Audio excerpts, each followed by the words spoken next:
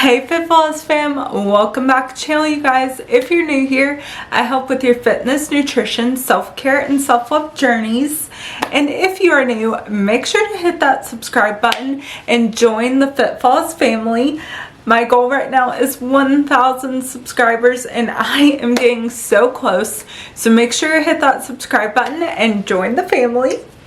In today's video, if you have ever been overwhelmed by calorie tracking, macro counting, or felt like food took over your entire life, then this video is exactly what you need in this moment.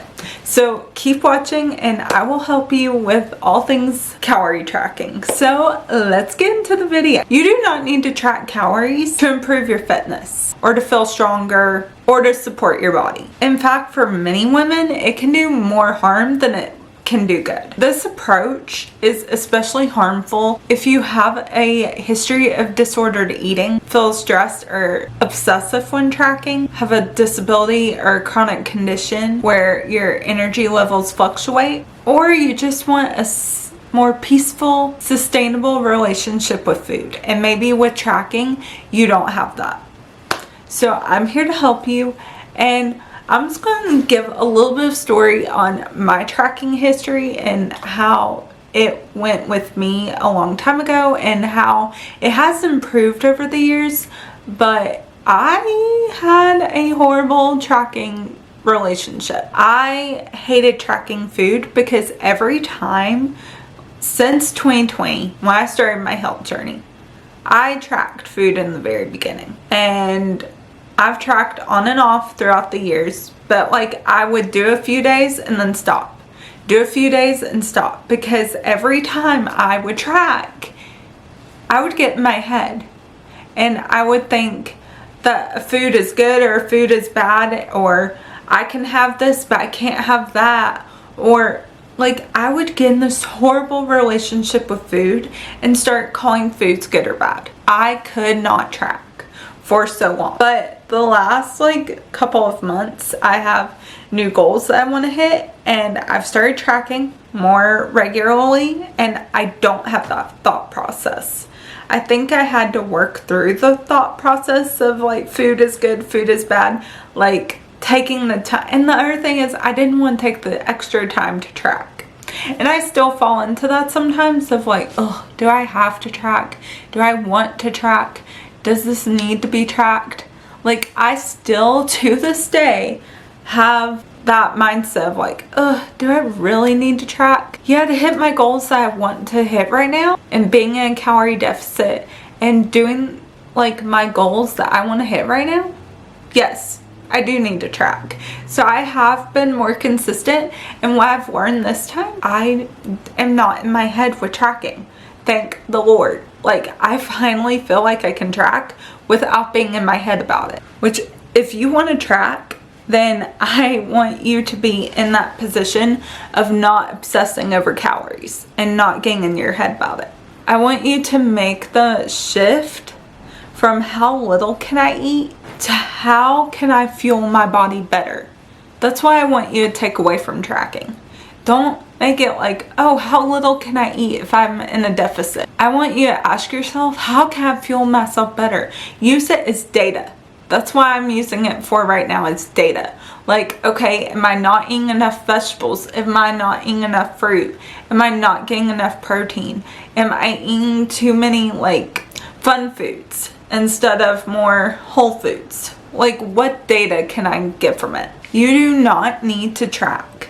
You can track it if you want to, but if it is going to cause you so much pain, so much just mental space that doesn't need to happen, then you don't need to track.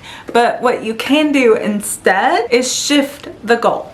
Number one is shift the goal. Shift your mindset from how little can I eat when you're tracking to how can I fuel my body better? Eating for fitness without tracking is about supporting your performance, your recovery, and your daily energy, not chasing a number.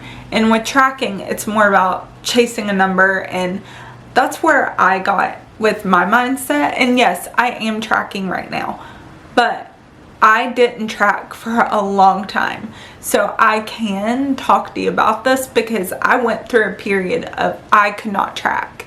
I'd get in my head, it would just be a bad day if I did track. So you have to ask yourself when you're not tracking, how can I fuel my body better? And you can do that by building a balance plate. Every meal, I want you to build a balance plate. Use this simple plate framework, and I'm going to pop up a picture right here. Protein. I want you to eat protein. I want protein on your plate, whether that's chicken, whether that's fish, whether that's Greek yogurt, cottage cheese, tofu if you're a vegetarian. I want protein on your plate. The next thing that I want on your plate is carbs. And yes, I said carbs. I want carbs on your plate. I want rice, potatoes, oats, bread, vegetables, anything that's a carb. A healthy carb, I want it on your plate. The next thing, I want a healthy fat on your plate. I want avocado, olive oil, nuts, seeds, anything with healthy fat. I want it on your plate. The next thing is fibers. Fiber, which is also veggies, berries, or beans. I want fiber on your plate. And I want to remind you that you do not have to be perfect 100% of the time. No one is perfect 100% of the time unless they're chasing like a bodybuilding goal or have like this specific goal that they're chasing. Even then, sometimes you'll fall off. But if you're like in prep for bodybuilding, like obviously you're not going to hopefully cheat, but I want to remind you that if you're not like on a massive goal, it's not about perfection. It's just about consistency 80% of the time. That 20%, you can have whatever you want. But I want you to at least be somewhat perfect most of the time. About 8% of the time. The next thing that I want to talk to you about is eating regularly. Skipping meals often leads to low energy, cravings, and overeating later. Has anyone ever been there? I know I've been there. I want you to aim for 3 meals a day. And I know some people are like, oh, I fast, oh, I do this. Intermittent fasting is fine, but not every single day, 365 days a year. I want you to have a good, well-balanced breakfast. Breakfast is the most important meal of the day. And I want you to have lunch and dinner as well. And if you need 1 to 2 snacks, eat some fruit, eat some veggies, eat a snack. I want you to remind you, since you're not tracking, don't use the snacks as or your meals as, oh, I can eat whatever I want, whenever I want. Yes, that is a great thing, and that's like, I'm all about food freedom and eating like the unhealthy foods. I'm all about that. But 80% of the time, you need to still have those healthy foods. No matter if you're having tracking keep you accountable or not, you still have to eat those healthy foods. And you still gotta eat healthy. And this is especially important if you're training, if you fatigue easily, or your body requires more recovery. Just be aware not to skip meals. Eat. I want you to eat, and I want you to still eat the healthy foods because that will give you the energy that you need to support your day. The next thing is protein without counting. Let's talk about that for a minute. I want you to include a palm size. This is your palm. I want you to look at your palm right now. And this is the amount of protein that you should be eating. The size of your palm at every meal. So the size of your palm, that is the amount of protein that you should be consuming every single meal that you have throughout the day. And I want you to add a protein snack, a protein-based snack, if your workouts are intense and you need some protein before or after your workout. Preferably after. I want you to get like a quick carb before your workout. So preferably after your workout, get some protein in you.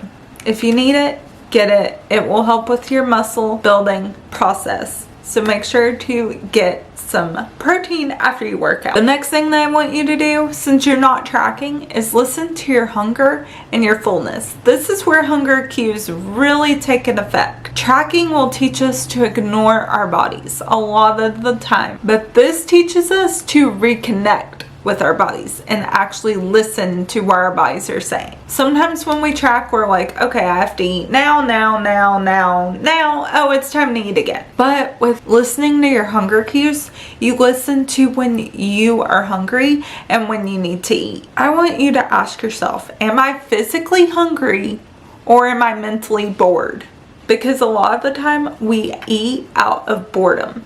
But if we're not bored and we actually are hungry, then we need to eat. And the next question is, after you eat, am I satisfied? Not stuffed, but you're not still starving. You're just, it's good. You don't need more, you're good. This will take practice, but that is okay. Listening to your body is the most important thing that you can do, and listening to your hunger cues, so important, especially if you're not tracking.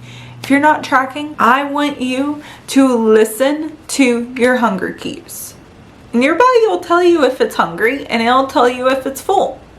But I want you to listen to it. The next thing is fuel for your season. Your nutrition should match your training intensity, your stress levels, and your mobility and energy capacity. Some seasons require more food, and that is okay. That is not failure.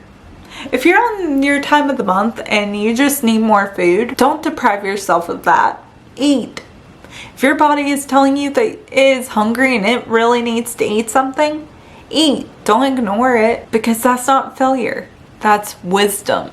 And I want you to have wisdom. I want you to be able to eat and to fuel your body for each season that you're in. If you are in a season that you can't eat as much right now, don't beat yourself up. Just move on and it'll be okay. That time of season will pass and that'll be okay. But I want you to fuel your body for the season that you are in. And the last thing is, drop the food morality. There's no good and no bad food. Not here, there isn't. One meal will not destroy your progress. It will not make or break it. It will not destroy your progress or ruin your fitness goals.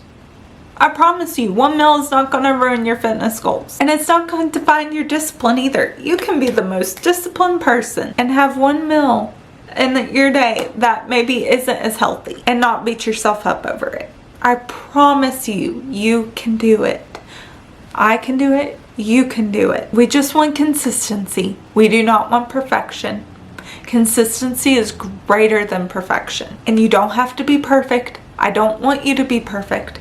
I just want you to use the 80-20 rule. And that 20% of the time, eat the fun foods and don't beat yourself up over it. And if it's more than 20%, don't beat yourself up. I do not want you to beat yourself up, because the truth is there's no good food or bad food. It's just food.